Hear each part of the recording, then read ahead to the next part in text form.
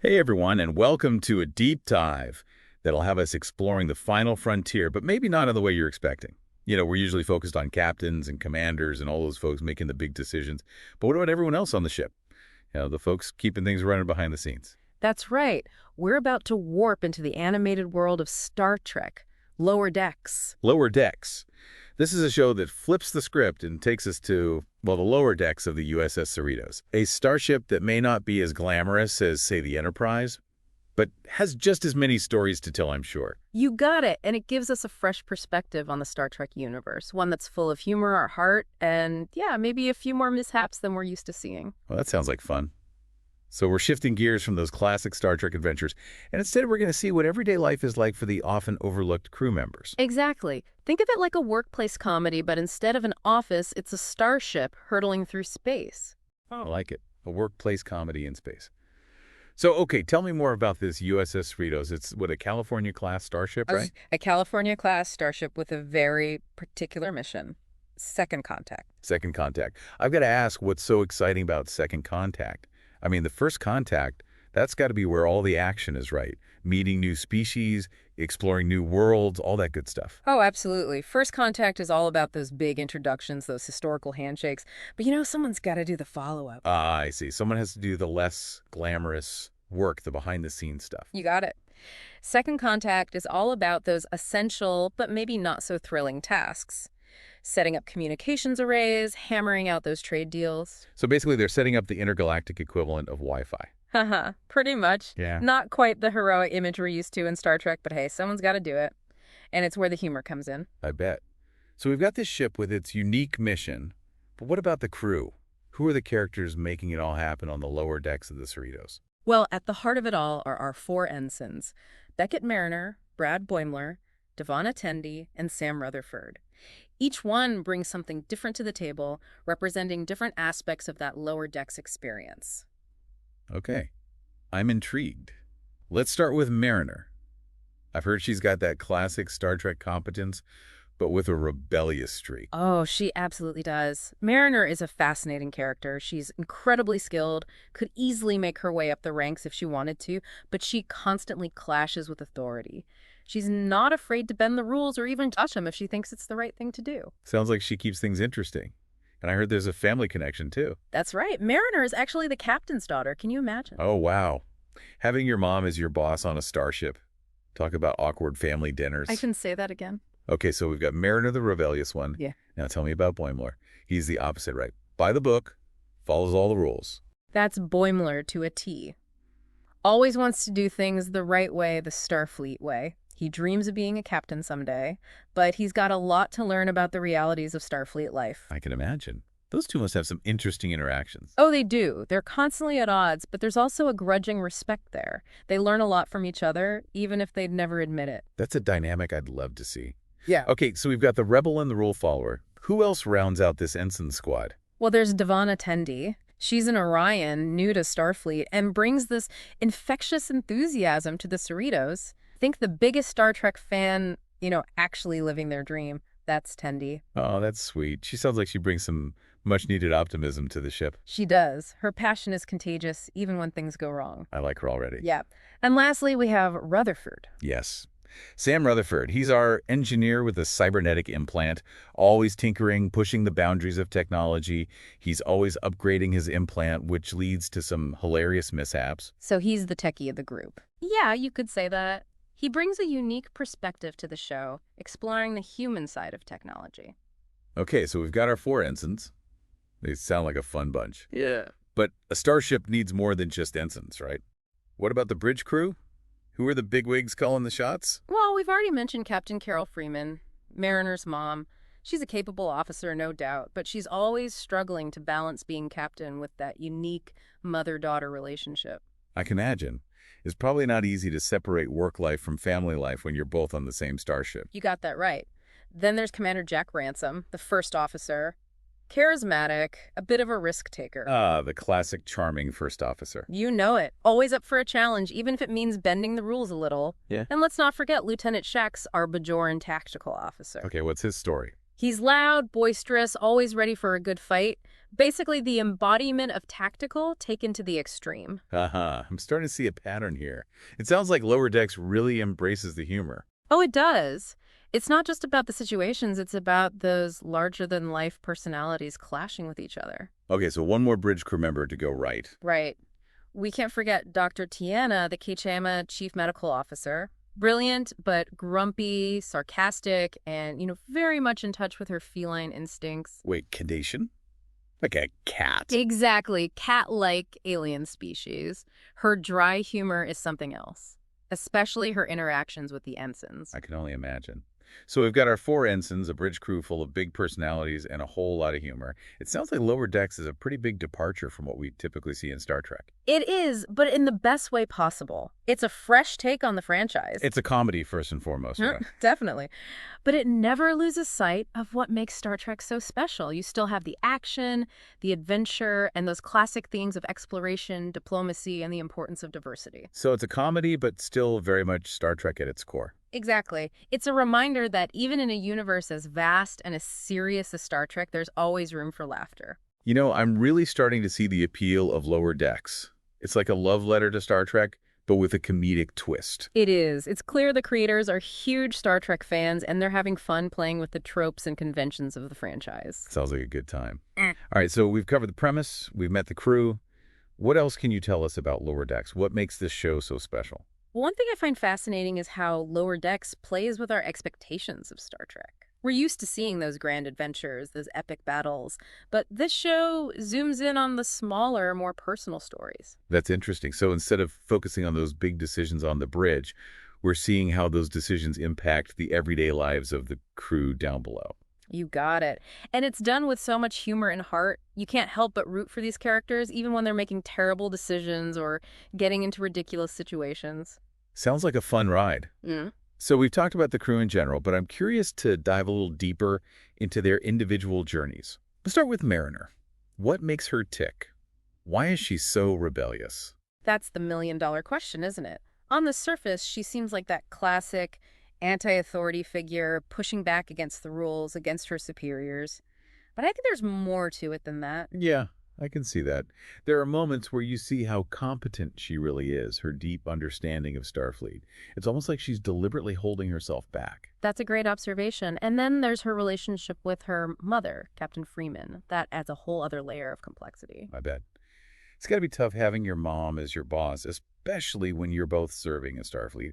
It's like wanting to please your parents, but also wanting to forge your own path. You hit the nail on the head. And Mariner is definitely someone who wants to do things her own way, even if it means butting heads with her mom. It makes you wonder, is she truly a rebel, or is she just trying to figure out who she is in the shadow of her very accomplished mother?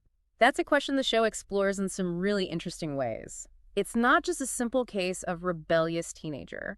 There's a real depth to Mariner's character. She keeps you guessing. Okay, so let's talk about Boimler. He's the rule follower, always wants to do things by the book. What drives him? Well, Boimler is driven by ambition. He wants to climb the ranks of Starfleet, become a captain, and leave his mark on the galaxy. Admirable goals. Absolutely.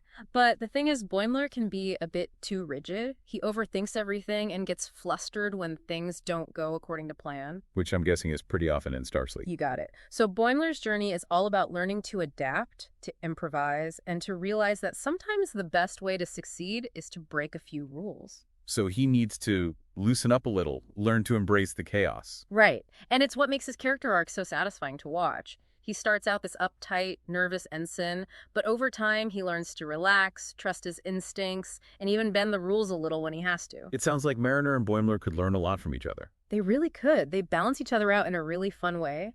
Mariner pushes Boimler out of his comfort zone, and Boimler helps Mariner see the value in a little bit of structure.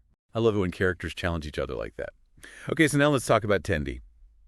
She's such a breath of fresh air, always so optimistic, so enthusiastic. What makes her tick? Tendi is all about passion. She loves Starfleet, she loves science, and she's just thrilled to be a part of it all. She's like a kid in a candy store, constantly amazed by the universe. I love that. She's like a reminder that even in the 24th century, there's still wonder to be found in the universe. Exactly. And her enthusiasm is contagious. It reminds you why you fell in love with Star Trek in the first place, that sense of wonder and optimism. We could all use a little more of that these days. Agreed. So even though she's new to Starfleet, she's clearly making an impact. She is. And not just with her enthusiasm, she's incredibly intelligent and resourceful, not afraid to ask questions, always eager to learn. That's the spirit. Okay, so last but not least, we have Rutherford, our engineer with the cybernetic implant. What's his deal? Oh, Rutherford. He's a fascinating character. He's incredibly skilled at engineering, but he's also constantly grappling with the implications of his implant. Yeah. Yeah, I can see that. It's like he's trying to reconcile his human side with this advanced technology that's become a part of him. Exactly. And the show explores those themes of identity and self-acceptance in some really nuanced ways. Wow, I'm impressed. They're tackling some pretty deep stuff in this comedy. They are. It's not afraid to ask the tough questions about technology and its impact on our lives. So we've got these four very different characters, each with their own quirks and challenges. What do you think makes them work so well together as a group? Well, I think it's the chemistry between the actors. And the way the writers have created such distinct personalities for each of them, they bounce off each other in a way that feels natural and authentic. And even though they're in this fantastical sci-fi setting, they're going through very human experiences. Oh, absolutely. They're dealing with issues of identity, ambition, family, finding your place in the world. These are universal themes that resonate with everyone. It's like they've taken the classic workplace comedy and given it a sci-fi twist. You got it. We've all had those coworkers that drive us crazy, but we also care about them, support them. Right, I know I have. So what you're saying is that even though they're in space and dealing with alien species and all sorts of crazy technology, they're still relatable. Exactly. And that's one of the things that makes Lower Decks so heartwarming. Despite the chaos, the absurdity, there's this sense of camaraderie and friendship. They're like a dysfunctional family, but they've got each other's backs no matter what. That's a perfect way to put it. Okay, so we've talked a lot about the characters, but let's talk a bit more about the humor in Lower Decks. Yeah. It is a Star Trek comedy, which is something we haven't really seen before. How does it manage to be funny without sort of making fun of the franchise? That's a great question. And the beauty of it is that the humor is rooted in a love and understanding of Star Trek. So they're not mocking it, they're celebrating it. Exactly. While acknowledging that sometimes it can be a little, well, silly. I love how they poke fun at some of those more absurd aspects of Star Trek, like the technobabble and the over-the-top villains. Oh, absolutely. And they also do a great job of satirizing workplace culture in general. The bureaucracy, the office politics, the awkward team-building exercises. It's all there, but with a sci-fi twist. So they're taking those everyday annoyances and amplifying them to 11. Exactly. And it's done in a way that's both clever and relatable. You find yourself laughing, but also thinking, yeah, I've totally been there. So it's not just about the laughs. There's some real substance there, too. Definitely. And that's why it appeals to both casual viewers and those diehard Trekkies. You can enjoy it for the humor, but there's also a lot to unpack if you really want to go there. I love that. It sounds like they've found a way to honor the legacy of Star Trek while also creating something fresh and new. I think they have. Lower Decks is a great example of how Star Trek can evolve and entertain new generations of fans. And it proves that even in a universe of phasers and warp drive, there's always room for a good laugh. Yeah. It's funny, for a show set on the Lower Decks actually spends a lot of time looking up at the big picture. We've got these relatable characters. They're facing these everyday challenges of work, but it's all happening in Starfleet, right? It's true. It's like they've taken that classic workplace comedy, but put it in this grand sci-fi setting. Exactly. You've got these ensigns who are dreaming of exploring the galaxy and making first contact, and yet here they are filing paperwork and, calibrating deflector dishes. It's a hilarious clash of aspirations and reality, I think. It really is. And it makes you think, how often do we get caught up in the day-to-day and forget to look up, forget about the bigger picture? All the time, right? I think we all have those moments where we feel stuck, maybe a little lost, wondering if what we're doing even matters. Totally. Yeah. But then you see these characters on Lower Decks. They're finding these little victories, these small moments of connection that remind them why they keep going. It's actually pretty inspiring. It is. It's a reminder that it's not just about the work. It's about the relationships we build, the friendships we forge, that sense of community that helps us through the tough times. For sure. Like, think about Mariner and Boimler. They are so different, but they challenge each other, they support each other. Their friendship is one of my favorite things about the show. Mine too. And then there's Tendi with that infectious optimism. She believes in the good in everyone, and I think she reminds us that a little bit of kindness can go a long way, even in the most cynical of workplaces. She's great. And even Rutherford, who's dealing with all the challenges of his cybernetic implant, he finds acceptance. He finds belonging. He does, and it's a reminder that those human connections, they're what really matter, even in a future filled with all this advanced technology. Exactly. And that's something that's always been at the heart of Star Trek, right? That focus on humanity. Always. And speaking of Star Trek, I have to say, for a show that's so funny, Lower Decks is surprisingly deep in its connection to Star Trek canon. It's like they sprinkled these little Easter eggs throughout every episode for the fans. I love that. It's like they're winking at the audience saying, hey, we're fans too. We get it. They really do. It's more than just Easter eggs, though. It's like a deep respect for the universe that Gene Roddenberry created. They reference past events, bring back these obscure alien species, even use episode titles from The Next Generation in casual conversation. It's so clever, and it just adds another layer to the show. It does. But they're not just rehashing old ideas either. They're finding new stories to tell, expanding on that universe, and keeping that legacy alive. It makes you realize that Star Trek is so much more than just a show or a movie franchise, you know? It really is. It's like a mythology, a set of values, a vision for the future that continues to inspire. And Lower Decks, in its own way, is carrying that torch forward, you know? It's introducing Star Trek to a whole new audience. It is, and it's doing it in a way that's fresh, fun, and accessible. So you're telling me that Lower Decks is a show that can make you laugh out loud 1 minute and then have you contemplating the meaning of life the next? Exactly. It's really quite remarkable. You know, it's funny, right? We talk about Lower Decks and how it focuses on, the Lower Decks crew, but they still manage to tie it all back to those big Star Trek ideas. They're always looking up. It's true. It's like they're reminding us that even the smallest actions can have big consequences. Exactly. You've got these ensigns who are dreaming of exploring the galaxy, making first contact. But in the meantime, they're stuck filing paperwork and calibrating deflector dishes. It's that clash of aspirations and reality that makes it so relatable. Oh, totally. And I think it speaks to that universal experience of feeling stuck sometimes, wondering if what you're doing even matters. I feel that. But then you see these characters find those small victories, those little moments that make it all worthwhile, and it reminds you that even when things are tough, there's always something to appreciate.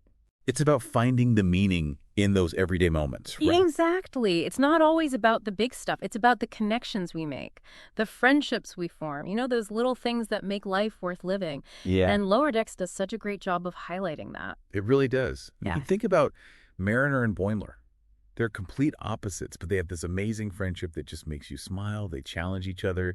They support each other. It's just really sweet. It is. And then there's Tendi, always so positive and upbeat. She reminds us that even in the most cynical workplace, a little bit of kindness can go a long way. Love her. And even Rutherford, with all his struggles to adapt to his cybernetic implant, he finds acceptance. He finds his place among his friends. Right. It's like a reminder that no matter how advanced technology gets those human connections, that sense of belonging, those are the things that matter most. Well said. Speaking of Star Trek, for a show that's so funny, Lower Decks has this surprising depth to its connection to Star Trek canon. Doesn't it? It's clear that the writers have a deep love and understanding of the Star Trek universe. They're constantly referencing past events, bringing back old alien species. It's like they're giving these little winks to the fans. Oh, definitely. And I love how they even work in episode titles from The Next Generation into casual conversations. It's brilliant. It is. It's like they're saying, hey, we're fans too, and we want to celebrate this amazing franchise with you. Exactly.